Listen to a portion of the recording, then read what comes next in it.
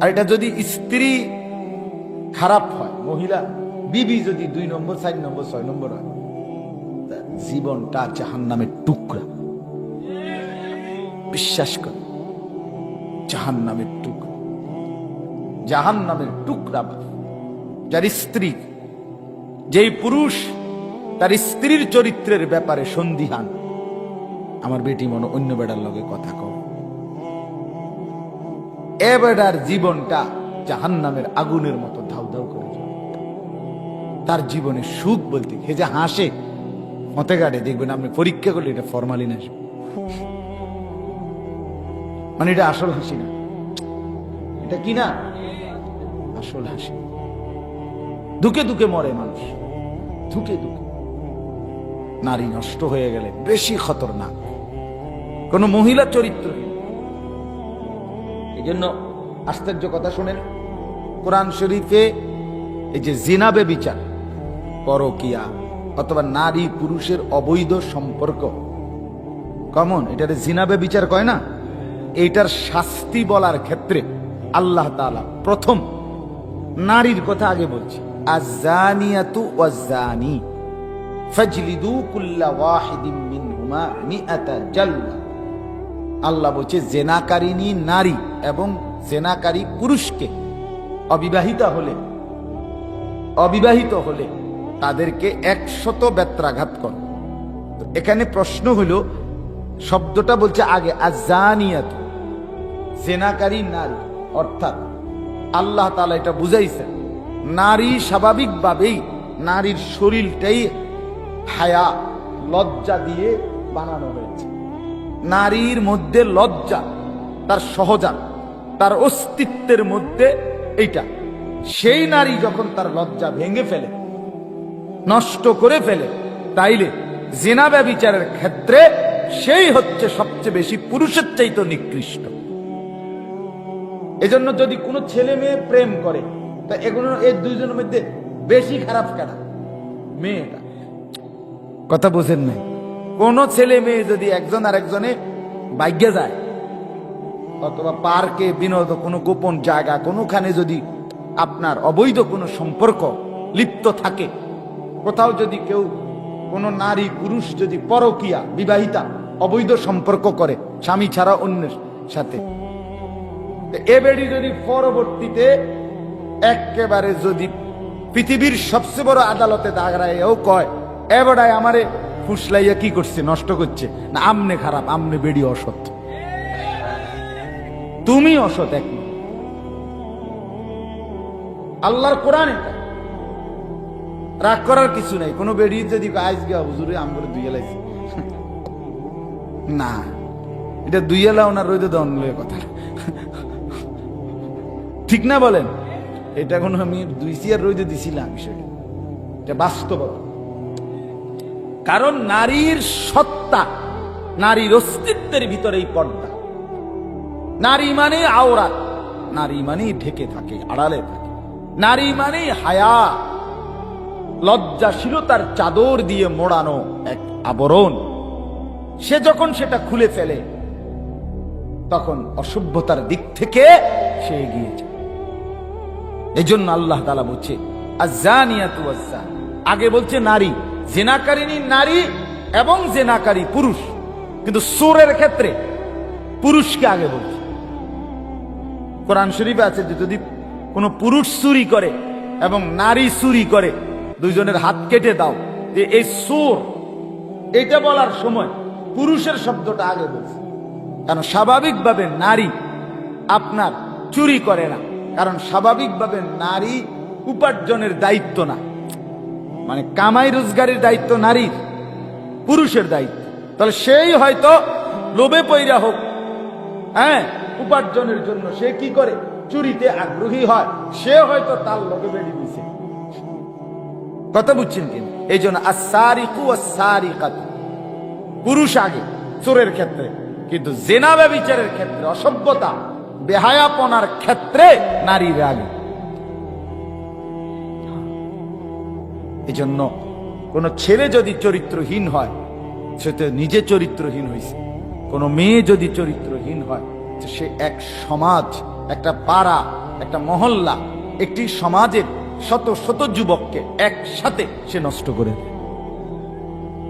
কোনো মহিলা যদি বেপর্দা বের হয়, কোনো মেয়ে, তো সে এখান থেকে রওনা দিয়া যখন চান্দিনা পর্যন্ত যায়, তো দুই পাশের অগণিত পুরুষকে সে গুনার মধ্যে ডুবাইতে ডুবাইতে সুবাইতে সুবাইতেই সে যায়। বুঝেন না? সে তো প্রতিটা পুরুষকেই কি করে দিল, বরবাদ করে। সে তো তার দুর্গন্ধ নাপাক সবার মধ্যে লাগায়। যাই হোক, কথাটা লম্বা হইল, লম্বা করলাম। সন্তানের কথা বলতে গেল, আপনারা আপনাদের সন্তানের জিন্দেগি নষ্ট করেন না, কষ্ট পাইবেন, কষ্ট পাইবেন। وكلكم مسؤول عن رعيته فالرجل راع على اهل بيته وهو مسؤول عنه। বুখারীর হাদিস। নবী সাল্লাল্লাহু আলাইহি সাল্লাম বলেন, প্রত্যেক পুরুষ তার ফ্যামিলির সদস্যদের ব্যাপারে জিম্মাদার। হাসরের ময়দানে এদের ঈমান আমলের ব্যাপারে, এদের বন্দিগির ব্যাপারে খোদার কসম নবীজি বলছেন, তাদেরকে আল্লাহ তাআলার কাছে জবাবদিহি করতে হবে। হ্যাঁ, আল্লাহ তাআলা ফেরেশতারা আপনার কাছে আপনার ছেলের বিদেশের ভিসা, পাসপোর্ট, বিল্ডিং এর আপনার কাগজপত্র, মেমো, ইট বালু সিমেন্টের, এটি দেখবেন। আপনার ছেলে মেয়ে স্ত্রীর নামাজ, রোজা, বন্দিগি, ইবাদত, এগুলোর কি ব্যাপারে আপনি কি দায়িত্ব আদায় করেছিলেন, আল্লাহর কসম এইটা দেখবে। এটা দেখবে। আমি যা পাচ্ছি হুজুর করছি, তারা যদি এখন নামাজ রোজা না পড়ে আমি কি করব? এসব সিহনালা টাঙ্গাইয়া ফিরবেন। সাবধান, এটি আমার দ্বারে কইলে কইতেন পারেন, আমরা একই জায়গার মানুষ। আমি বাড়ি লাকসমা, আমার বাড়ি চান্দিনা, আমার শ্বশুর বাড়ি তেগুড়িয়া, কাজেই আমি আপনার জামাই, সেই হিসাবে হয়তো আমি আমারে কইলে নাই মাইতলাম না, জামাই হিসাবে চুপচাপ গেল। কিন্তু ফেরেস্তা তো আপনি জামাই না, ফেরেস্তা কোনো তেগুড়ার না। কথা বুঝছেন? টাঙ্গাইয়া, একদম টাঙ্গাইয়া ফির। পাগলামি করলে হবে, খামখেয়ালি করলে হবে না। এটা হাসতে হাসতে বললাম, কিন্তু কথাটা বাস্তব কিনা বলেন? এটা উপহাসের বিষয় না। এজন্য অভিভাবক যারা আছেন, ছেলের বাবা, মেয়ের বাবা, দাদা দাদি, নানা নানি যারা আছেন, আল্লাহর ওয়াস্তে দোহাই, এক মাসুম বাচ্চাকে, সন্তানকে নষ্ট করেন না, তারে ক্ষতিগ্রস্ত করেন না, তাহলে আপনিও লস, আপনিও ধরা খাবেন, আটকায় যান, আটকায় যান। আর যারা যুবক ভাই আছো, অবিবাহিত, তোমাদের কাছেও বলি ভাই, একজন পবিত্র নারী, একজন পবিত্র স্ত্রী নিলতে হলে আখলাক ভালো রাখতে হবে। ভালো, তোমার নিজের জন্য, এটা নিজের জন্য দোস্ত, নিজের ভালোর জন্য। তুমি যারে বিয়ে করবে সেটা তুমি করবে, সে যদি চরিত্রবান না হয়, নেককার না হয়, কমপক্ষে নিজের ইজ্জত, নিজের সতীত্বের মর্যাদা তার কাছে না থাকে, তার জীবনে কষ্টের কোনো সীমা নেই। তার খাইয়া সুখ নাই, শুইয়া ঘুম শান্তি নাই, তার দেশেও শান্তি নেই, বিদেশেও শান্তি নেই, তার জীবন দুঃখে দুঃখে মরে। আমি ব্যক্তিগতভাবে অসংখ্য মানুষের জীবন জানি ভাই, এই জন্য বললাম। কারণ আপনাদের কাছে তো সবাই বলে না, আমগো কাছে বলে, ওই যে দোয়া চায় ব্যক্তিগত। আমি বিদেশি নাম্বার ফোন দিলে আমার ডরে লাগে, বেটার কথা শেষ হয় না। বাস্তবতা, বিদেশি রাত্রে ফোন দেয় বেশিরভাগ, ধরি চেষ্টা করি যে দূর পাই। বেচারারা কত কষ্ট করে, 26 বছর, 18 বছর, 12 বছর, 16 বছর, বেচারা তার কলজাটা পানি করে, রক্তটা পানি করে টাকাটা রোজগার। সেই মানুষটা যখন যদি শোনে তার স্ত্রীটা চরিত্র ঠিক নাই, ছেলে মেয়েটা নামাজ পড়ে, এই বেচারার দুঃখটা কোথায় বলে? কিরে বেটা, 16 বছর 12 বছর কষ্ট করে জীবনটা শেষ করলাম তোদের লেগে, অথচ ছেলে মেয়ে নামাজ পড়ে না, স্ত্রী পর্দা করে না। এই জন্য বললাম আর কি, আপনারা দয়া করে, আমরা কিন্তু এটা শুনি, অসংখ্য মানুষের সংসার জীবনের কষ্ট, পেরেশানি, দুঃখ, যন্ত্রণা শুনি। কত ধনী মানুষের কান্না আমি দেখছি, বিশাল, আপনি ভাববেন না, আপনি দেখলে সার কইতে কইতে আমি উঠতে লাগবে, কিন্তু সারের সুখ নেই। সারে ভিত্তে কান্দে উর্ফে ফরমালি। হ্যাঁ, আপনি মনে করবেন অনেক বড় ভদ্রলোক, কোটি কোটি টাকার মালিক, সুখকে মনে গৈরেইতে আছে না, সুখকে শিক্ষার্থে আছে। সুখকে কি চিৎকার করছে মিয়া, অসংখ্য প্রাসাদে, উচ্চ দালান বিল্ডিং গুলোতে আপনি গিয়ে শুনলে বুঝবেন রাতের অন্ধকারে কি পরিমাণ দুঃখ বেদনার হাহাকার, স্বামী স্ত্রীর কি পরিমাণ অস্থিরতা আর হতাশা। সব আছে, কিছুই নেই। সব আছে, চাকচিক্যময় এই দুনিয়ার সব আছে। ঘরও আছে, খাটও আছে, পালংও আছে, সোফাও আছে, ফার্নিচারও আছে, গহনা অলংকার সব আছে, সব আছে। এত কিছু থাকার পরেও, এত বিশাল বাড়ি গাড়ি, এত কিছু থাকার পরেও তার স্ত্রী, তার মেয়ে অন্যত্র চলে যাবে কেন? কি নাই? এই জন্য বাপ, আমরা সব সময় এটা ওয়াজে বলি যে বাজারে সব পাওয়া যায়, সুখ পাওয়া যায়, পাওয়া যায়, বাজারে সব পাওয়া যায়, কিন্তু ঘুম পাওয়া যায়। খাট পালং সোফা সবই মিলে, কিন্তু ঘুম আসমান থেকে আসে, আল্লাহ পাকের পক্ষ থেকে। ওয়াজআলনা নাওমাকুম সুবাতা, রব্বুল আলামিন বলেন তোমাদের ঘুম আমি বানিয়ে থাকি, তোমাদের ঘুম আমি বানাই, আমি বানাই, আমি বানাই। সুবাতা, সারা দিনের ক্লান্তি দূর করার জন্যে। মান আমিলা সালিহাম মিন যাকারিন আও উনসা ওয়া হুয়া মুমিন ফালানুহইয়ান্নাহু হায়াতান তাইয়্যিবাহ।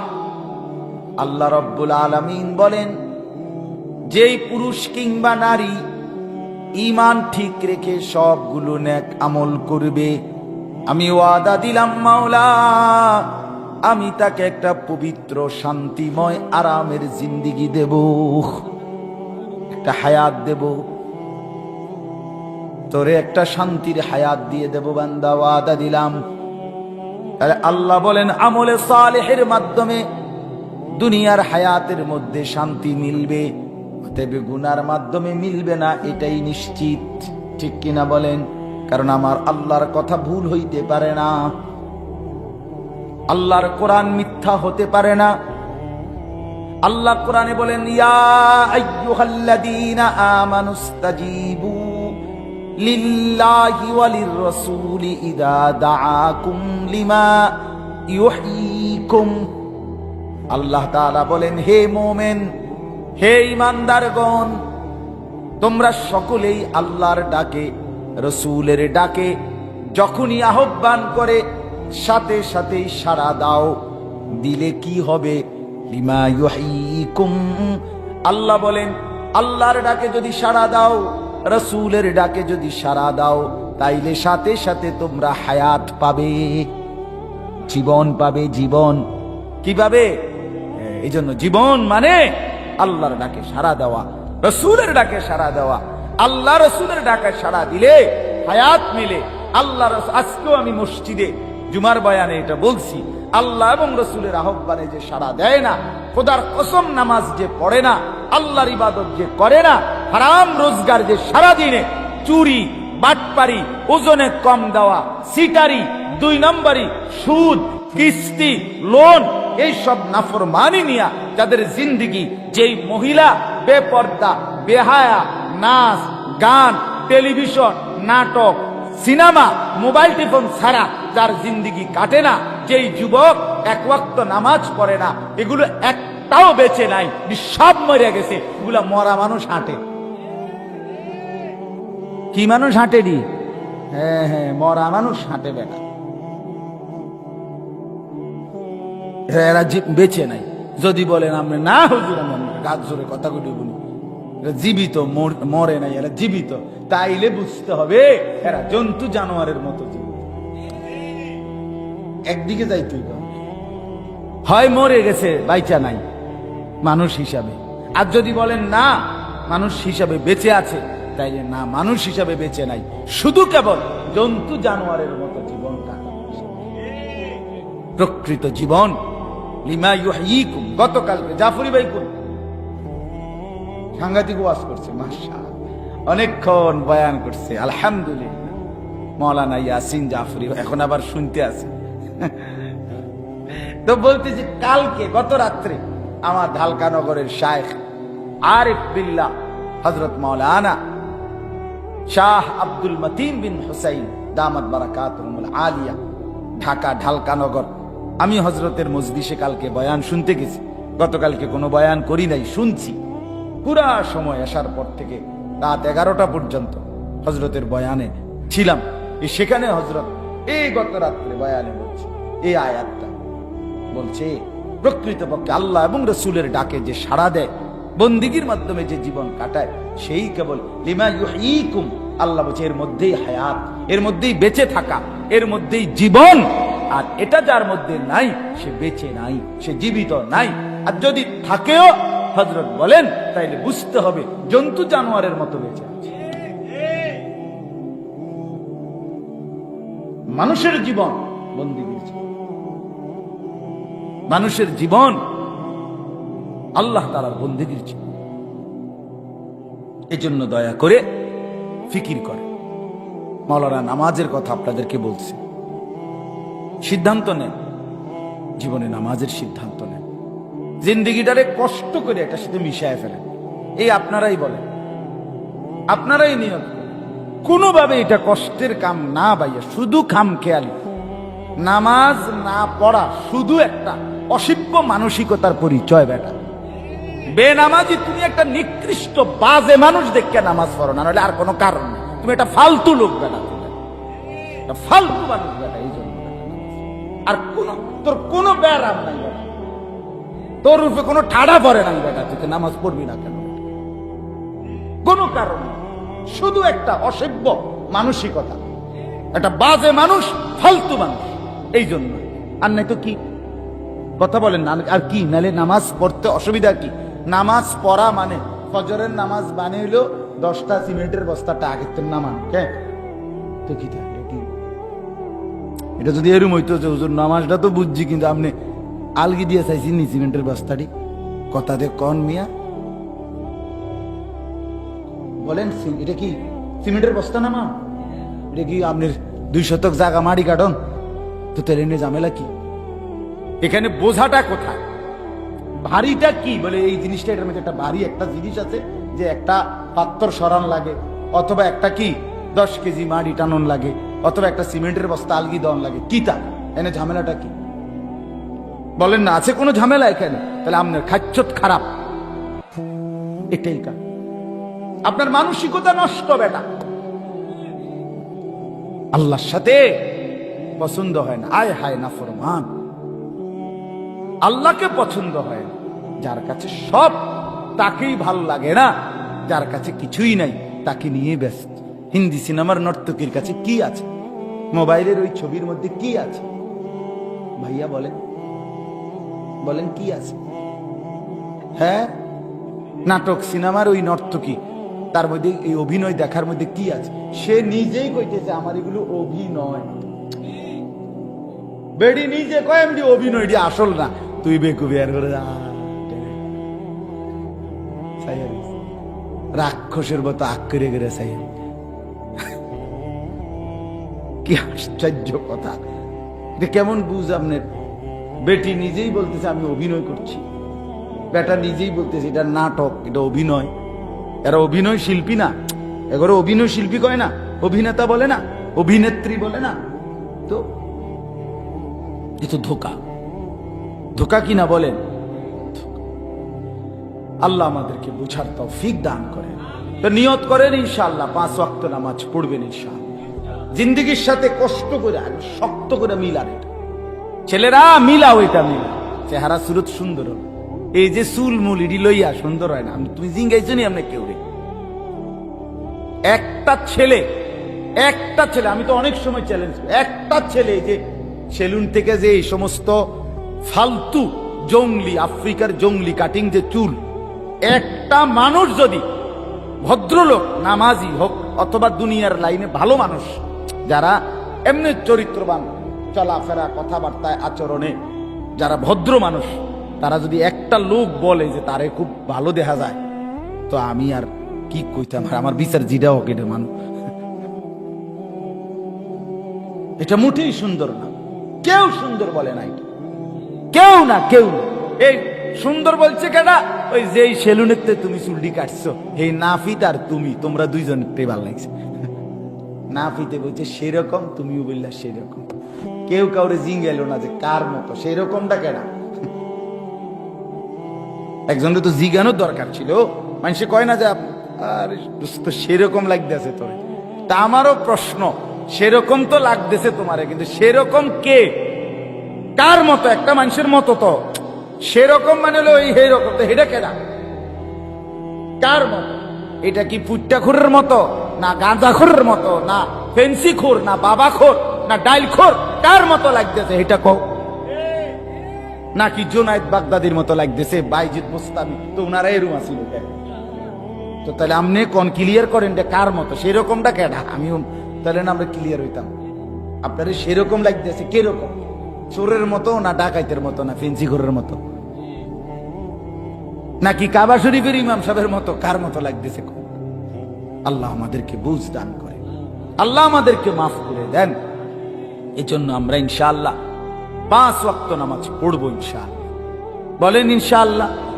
কোনো সুযোগ নাই বাজান নামাজ ছেড়ে দেওয়ার, কোনো সুযোগ। আহা, কলিজার ভিতরে যার বছরের পর বছর ফজরের নামাজ পড়েন না, অথচ একটু আফসুসও জাগেন। আপনি বিশ্বাস করেন, আপনার ইমান বলতে এটি বহুত আগে গেছে গা, কিচ্ছু নাই। না না, ইমান এতদিন থাকে কেমন? বুঝেন নাই কথা? এতদিন থাকবে কেমনি ইমান? ইমান এতদিন থাকবে কেন? ইমাম কইছি না, আমি ইমান ইমান বলছি। ফজরের নামাজ বছরের পর বছর না পড়লে, 5 ওয়াক্ত নামাজ বছরের পর বছর না পড়লে, এটা কেমন জিন্দেগি বলে, কেমন জীবন? আজকে মাওলানা সুন্দর বলছেন আপনাদেরকে, হ্যাঁ, নামাজের কথা আল্লাহ তাআলা কোরআনুল কারীমে বলছে, বারবার বলছে, ইউকিমুনাস সালাহ, ইউহাফিজুন, দাঈমুন, খাশিউন। আল্লাহ নামাজের কতগুলো ব্যবহার করছে, কতভাবে। দাওয়ামে সালাহ, হিফাজতে সালাহ, খুশুয়ে সালাহ, ইকামতে সালাহ, বারবার বলছে। আল্লাহ বলছে, বান্দা আমি সারাক্ষণ চাই তুমি আমাকে সাথে নিয়ে থাকো, আমাকে সাথে। ফজরের নামাজে আসছো, আবার আইসো জোহরে, আবার আইসো আসরে, আবার মাগরিবে। তুমি আমারে সিজদা করো, তোমার রিজিকের সব প্রয়োজন আমি পূরণ করি। ওয়াফিস সামাই রিজকুকুম ওয়া মা তুআদুন। কোরআনুল কারীমে আল্লাহ বলেন, বান্দা শুনো, তোমাদের সকলেরই রিজিক আসমানে। ওয়াফিস সামা, কোথায়? ওয়া মা তুআদুন।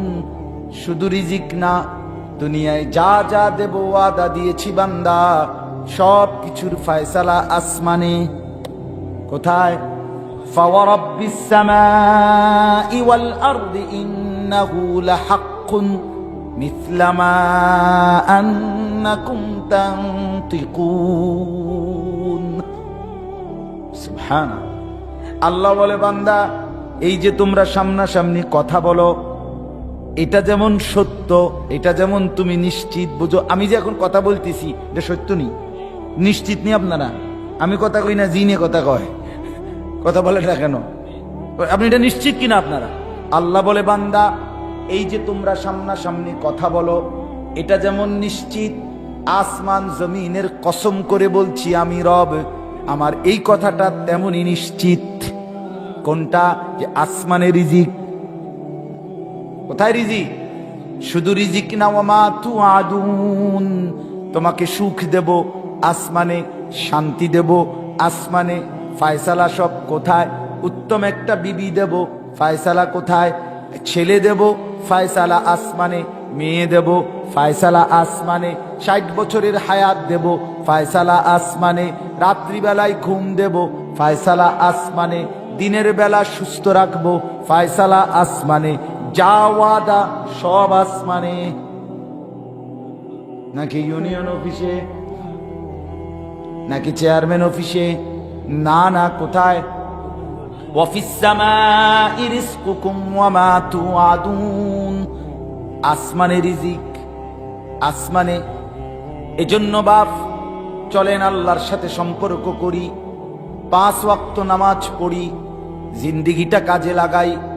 দুনিয়াও ভালো হবে, আখিরাতও ভালো হবে। দুনিয়াও ইজ্জত মিলবে, আখিরাতেও ইজ্জত মিলবে।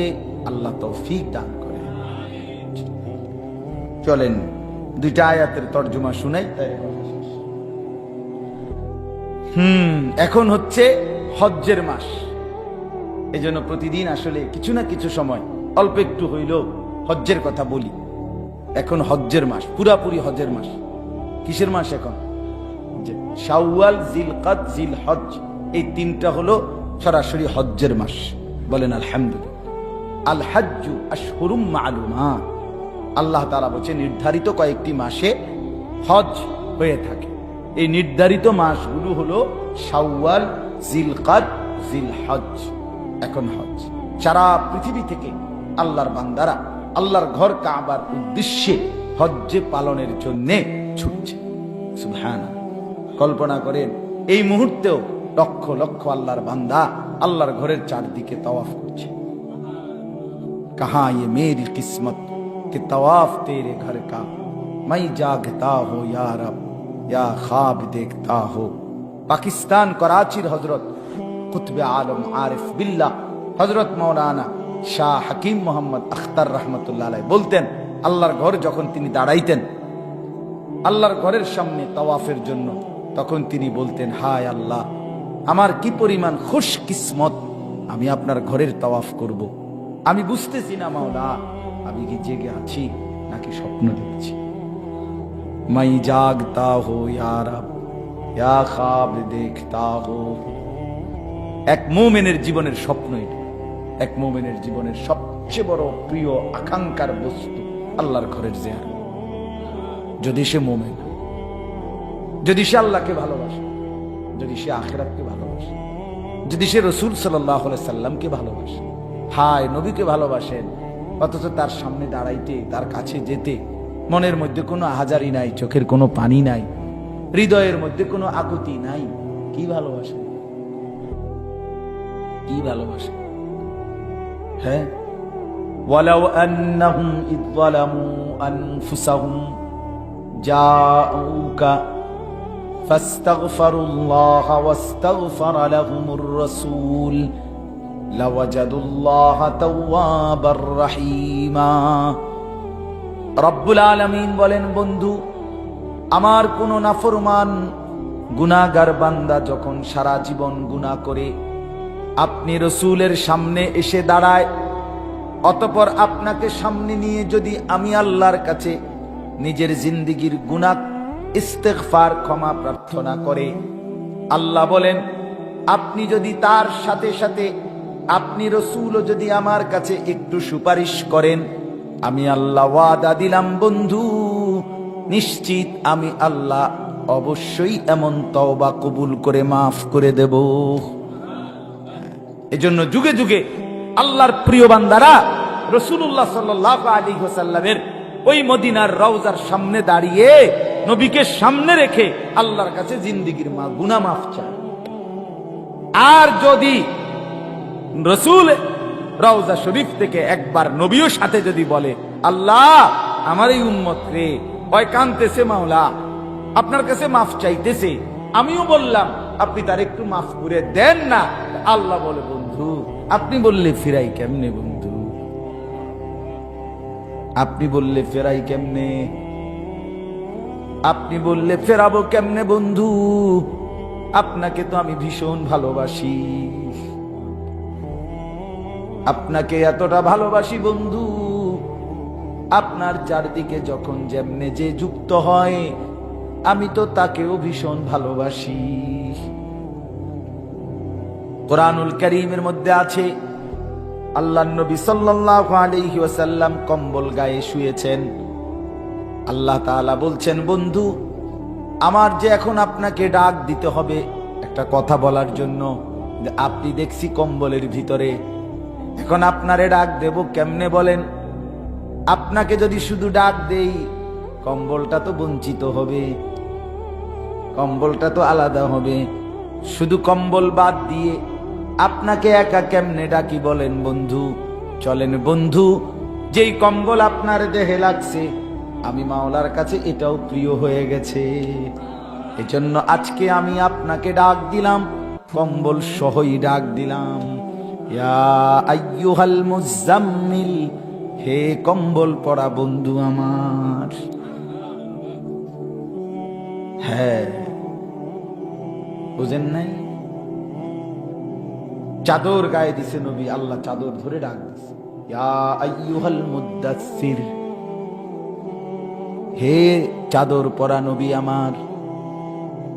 আল্লাহ তো আরো অনেককেই নবী বানাইছেন, কিন্তু শুধু নবী বলে ডাক দিছেন শুধু আমাদের নবীকে, ইয়া আইয়ুহান নবী, এটা বলে আর কোন নবীকে ডাকেন নাই।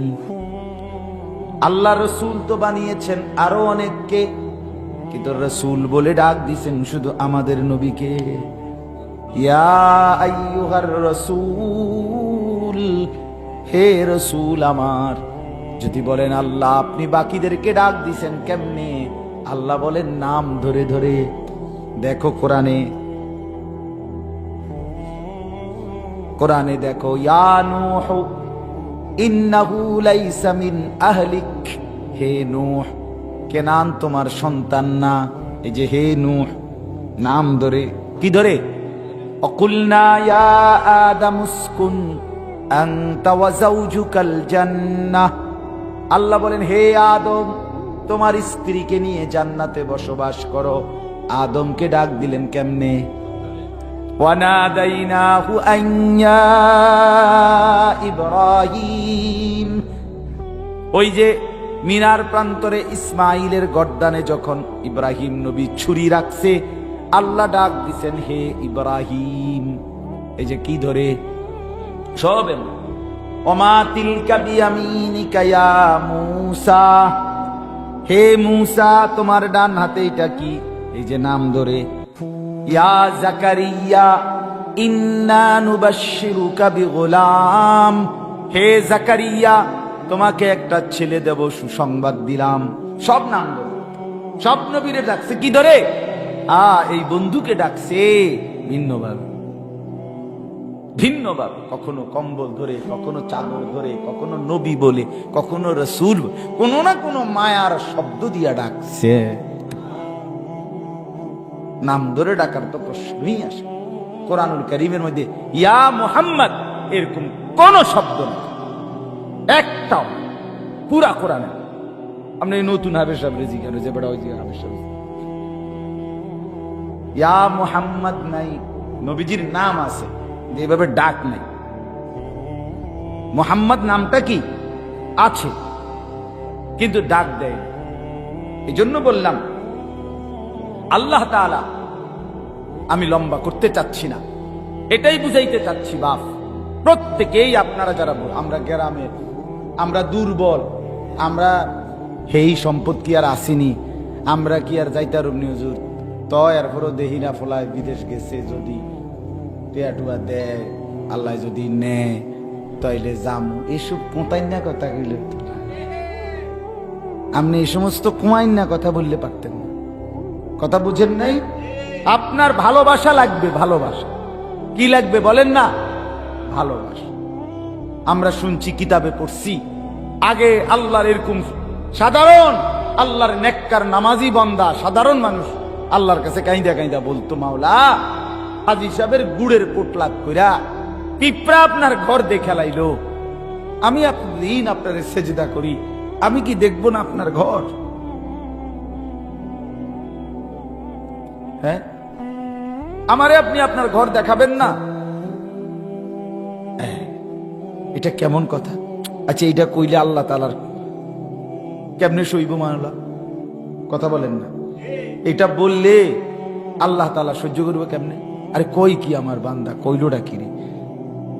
সে তো বিরাট সাংঘাতিক উদাহরণ দিয়ে বইছে, আমার শক্তভাবে ধরে বইছে যে পিঁপড়ায় যদি কি যাইতে পারে গুড়ের পোটলাত করে জায়গা, আমি কে যাইতাম না।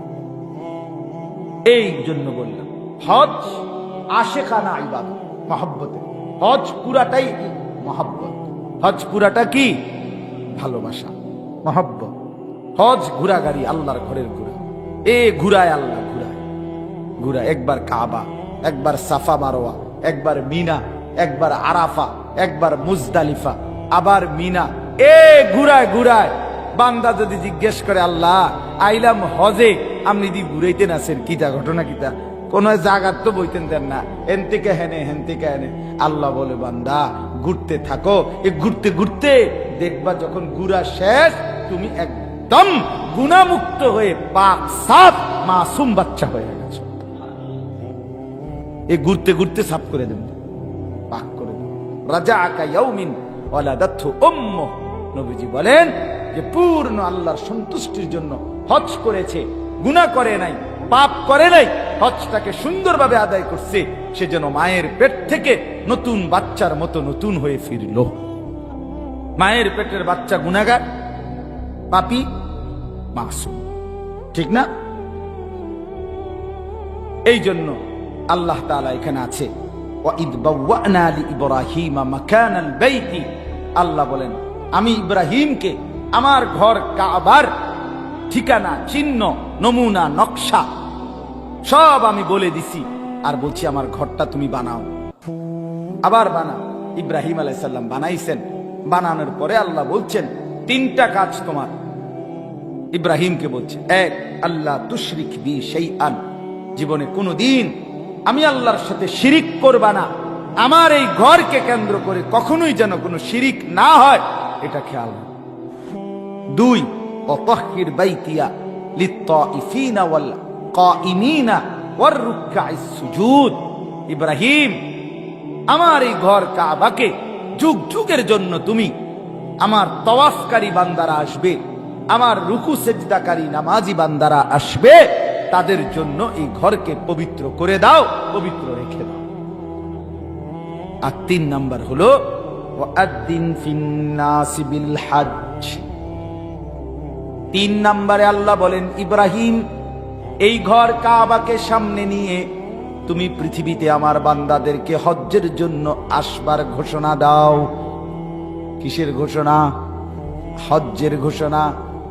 ইব্রাহিম আলাইহিস সালাম আল্লাহকে বললেন, আল্লাহ আমি এইটুকু জায়গায় দাঁড়িয়ে ঘোষণা দিলে পাহাড়ের উপর থেকে কদ্দুরে আর আওয়াজ যাবে? এত বড় দুনিয়া আপনার, সারা পৃথিবীতে ছড়িয়ে ছিটিয়ে থাকা কত বান্দা আপনার, সবাই শুনবে কেমনে? আল্লাহ বলেন ইব্রাহিম, আজান দেওয়া, ডাক দেওয়া তোমার দায়িত্ব। আলাইকাল আজান ওয়া আলাইনাল বালাগ, আর পৌঁছিয়ে দেওয়া আমি আল্লাহর দায়িত্ব। তুমি আজান দাও, পৌঁছাবো আমি। ইব্রাহিম আজান দিলেন, আইয়ুহান নাস, হে লোক সকল।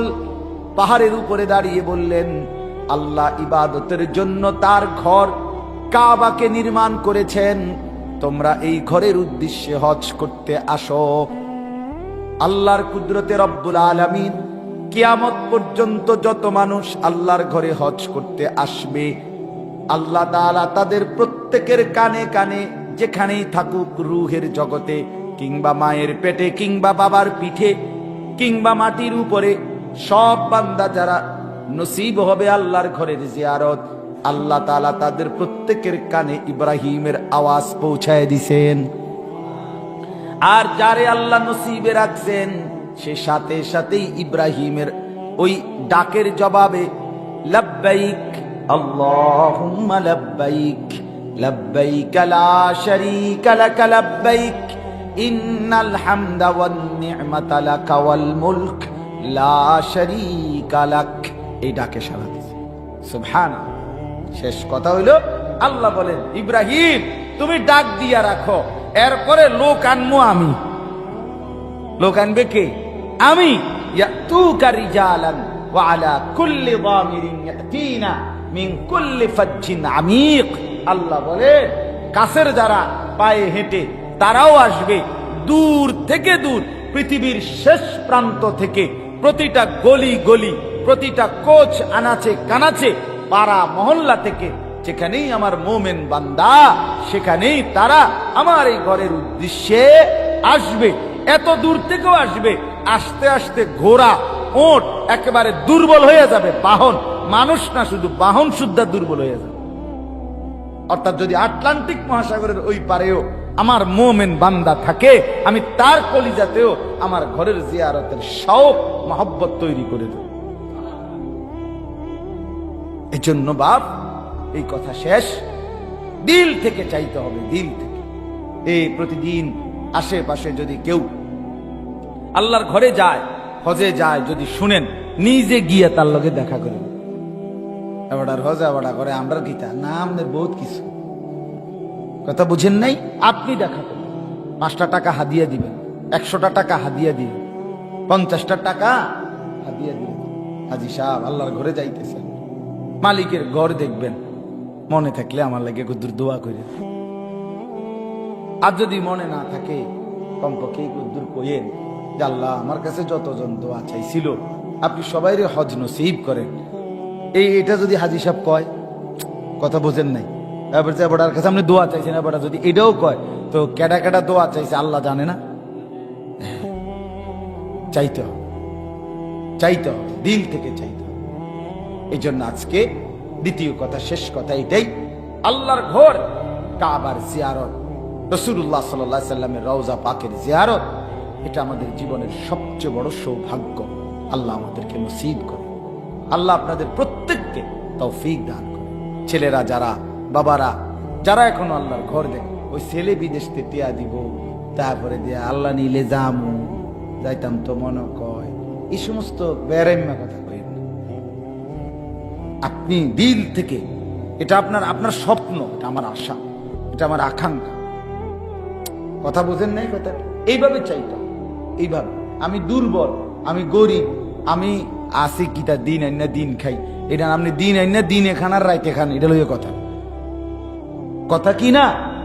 কথা হলো আপনার দিলে মহব্বত আছে কি, কি আছে কিনা বলেন না। আল্লাহ তাআলা আমাদের প্রত্যেককে আল্লাহর ঘর জিয়ারতের তৌফিক দান করেন। আল্লাহ তাআলা এই মাদ্রাসাকে কবুল করেন। আল্লাহ তাআলা আমাদের এই মাদ্রাসাকে কবুল করেন। দেখেন বাপ, আমি সব মিলাইয়া কি কি বললাম। 1 নাম্বার বললাম ছেলে মেয়েকে আল্লাহর দ্বীন থেকে, কোরআন শিক্ষা থেকে বঞ্চিত করেন, ঠিক আছে না? ইনশাআল্লাহ যেখানেই বাচ্চাদের বলবে। 2 নাম্বার হলো নিজের স্ত্রী সন্তানকে, নিজেকে দ্বীনের উপরে রাখার চেষ্টা করবেন। তাইলেই মনে রাখবেন আপনি বেঁচে আছেন, তাইলে আপনি কি আছেন, নইলে কি হয়ে গেছেন, মরে গেছেন। আর 3 নাম্বার হলো আল্লাহর ঘর জিয়ারত, হজ্জের জন্য হৃদয়ের মধ্যে আবেগ, মহব্বত, প্রস্তুতি, চেষ্টা অব্যাহত করেন। আপনি দিল থেকে কাঁদেন, একটু একটু করে টাকা পয়সা জমানোর চেষ্টা করেন। কে দিব না দিব এটা না, আপনি 100টা টাকা, 1000 টাকা আলাদা করেন, দেখবেন আল্লাহ একদিন মহব্বত বাড়লে আল্লাহ তৌফিক দিয়ে দিবেন। সর্বশেষ কথা হলো মাদ্রাসার 3 তলার কাজ চলতেছে। আপনাদের কাছে 2টা মিনিট, আমি লম্বা করতে চাই না, 2 মিনিটে নগদ হোক বাকিতে হোক মাদ্রাসার এই কাজের জন্য যদি কিছু সহযোগিতা করেন, নগদ করলেও করেন, আর যদি পরে দিবেন বলেন তাও বলে। আমি কালকে পরশুদিন রাতেও বলছি, একটা জরুরি কথা হইল মাদ্রাসার দান দীর্ঘমেয়াদী, এটা মনে রাখেন, শুধু এই কথাটা মনে রাখবেন। মানে মাদ্রাসায় কেউ যদি দান করে তাহলে ওই যে তালেবে ইলমরা পড়বে, এই তালেবে ইলম এখানেই শেষ না। অর্থাৎ এ পড়বে, দিন শিখবে, সে আবার কাউকে দিন শেখাবে, সে আবার কাউকে শিখাবে। এভাবে যতদিন এই সিলসিলা চলবে ততদিন আপনার আমলনামা তো নেকি আসবে। বিশ্বাস করেন, এটা সত্য কথা, সত্যি। আমি যেই মাদ্রাসায় পড়ছি, মনে করেন যে মাদ্রাসায়, সেখান থেকে দিন শিখছি। আজকে আমি যদি কোনো ছাত্র পড়ায় থাকি তো তারা করে যে সওয়াব পেলাম সেটাও ওই মানুষগুলোও প্রত্যেকেই পাইতে থাকে। আল্লাহ তাআলা আপনাদেরকেও তৌফিক দান করে। বলেন, একজন ভাই দাঁড়ান, কেউ নিয়েন, যদি কেউ দেন নগদ তাইলে নগদেই দেন, আর যদি পরে দিবেন বলেন তাও বলেন, আর যদি কিছুই না বলেন তাও শেষ, অসুবিধা নেই। আল্লাহর দিন, মসজিদ, মাদ্রাসা সবসময় এটা কথা যে যে সম্পৃক্ত হয় সে দামি হয়। কে করছে, কে কেমনে করছে, কে দিছে মাদ্রাসা, ব্যক্তি, আমার নাম হইতো না, নামের নাম দরকার না। সব নবী রসুলদের নাম আমাদের কাছে জানা নাই, কিন্তু নবী রসুলদের যে কয়জনের নাম আমরা জানি তার চাইতে বেশি গুণ নবী রসুল ছিল। আল্লাহ তাআলা তাদের প্রত্যেকের নাম জানেন, প্রত্যেককে বিনিময় দিবেন। সব সাহাবীদের নাম আমরা জানি না, তো যাদের নাম আমরা জানি না তো তারা ব্যর্থ, তারা লস। এই জন্য নামের কিচ্ছু নেই। আল্লাহ আমাদেরকে তৌফিক দান করে। বলেন আর কেউ বলবেন কিনা? বলেন ইনশাআল্লাহ। আল্লাহুম্মা সাল্লি আলা মুহাম্মদ ওয়া আলা আলি মুহাম্মদ কামা সাল্লাইতা আলা ইব্রাহিম ওয়া আলা আলি ইব্রাহিম ইন্নাকা হামিদুম মাজিদ। আল্লাহুম্মা বারিক আলা মুহাম্মদ ওয়া আলা আলি মুহাম্মদ কামা বারাকতা আলা ইব্রাহিম ওয়া আলা আলি ইব্রাহিম ইন্নাকা হামিদুম মাজিদ। আস্তাগফিরুল্লাহাল্লাযী লা ইলাহা ইল্লা হুয়াল হাইয়ুল কাইয়্যুম ওয়া আতুবু ইলাইহি। আস্তাগফিরুল্লাহাল্লাযী লা ইলাহা ইল্লা হুয়াল হাইয়ুল কাইয়্যুম ওয়া আতুবু ইলাইহি। যখনই ভাল লাগে দান করেন। মাদ্রাসা আজকে না থাকলে না দিলেন, আবার দিয়েন। মসজিদে দান করেন। চলার পথে জিন্দিগিতে মনে রাখবেন 5 ওয়াক্ত নামাজ যেমন মুমিনের প্রতিদিনের ডিউটি, প্রতিদিন দান সদকা করা মুমিনের ডিউটি। এটা জানেননি, এটা বুঝেননি সবটা। ওই যে কেন আপনারা ওয়াজে শুনছেন সবসময়, কোরআনুল কারীমে যত জায়গায় নামাজের কথা বলছেন আল্লাহ, প্রত্যেক জায়গায় আল্লাহর রাস্তায় সাদাকা, যাকাত এবং দান, সাদাকা খরচ করা এটা বলছেন কিনা? তো এটার অর্থটা কি? অর্থটা কি? অর্থটা হইল নামাজ যেমন চলমান প্রতিদিনের ইবাদত, আল্লাহর রাস্তায় খরচ এটাও প্রতিদিনের ইবাদত। এই জন্য সব সময় দান করার চেষ্টা করবেন। আল্লাহ তৌফিক দান করেন। আমার মাদ্রাসায় কুমিল্লা ক্যান্টনমেন্ট ময়নামতি সাহেবের বাজার আগামীকালকে মাসিক ইসলাহি মাহফিল, প্রতি মাসের দ্বিতীয় শনিবার আসর থেকে এশা পুরুষদের জন্য বয়ান হয়, আর সকাল 10টা থেকে দুপুর পর্যন্ত 12:30 1টা পর্যন্ত মহিলাদের জন্য বয়ান হয়। যদি সুযোগ থাকে যাওয়ার চেষ্টা করবেন, দোয়া করবেন। প্রতিটা মাদ্রাসার জন্য দিল থেকে দোয়া করবেন। আমার একটা অনুরোধ, শেষ কথা হইল, মসজিদ মাদ্রাসার ক্ষেত্রে কখনোই যেন আপনাদের কারো এরকম না হয় যে মসজিদওয়ালারা, মাদ্রাসাওয়ালারা আপনার নাম এভাবে স্মরণ করছে যে এই লোকটা আমগো বিরোধী। আল্লাহ দোহাই, এটা যেন আপনার নামে কেউ না বলে। আমার কথাটা বুঝেন নাই? আপনার পরিচয়টা যেন এই নামে না হয়। কিছুই করতে পারেন না আপনি, চুপে থাকলেন, কিন্তু মানুষে যেন উঠতে বসতে কথাবার্তা এবারে আমগো মাদ্রাসাটা দেখতে পারে না, এবারে আমরা মসজিদের মুসল্লি করে পছন্দ করে না, এই কথাটা আপনি মসজিদ বিরোধী, মাদ্রাসা বিরোধী, এই কথাটা যেন আপনার নামে না ওঠে। আপনি ক্ষতিগ্রস্ত, আপনার বংশধর বংশ নষ্ট হয়ে যাবে, ভবিষ্যৎ প্রজন্ম বরবাদ হয়ে যাবে। কথা বুঝছেন না? আল্লাহ তৌফিক দান। আলহামদুলিল্লাহ।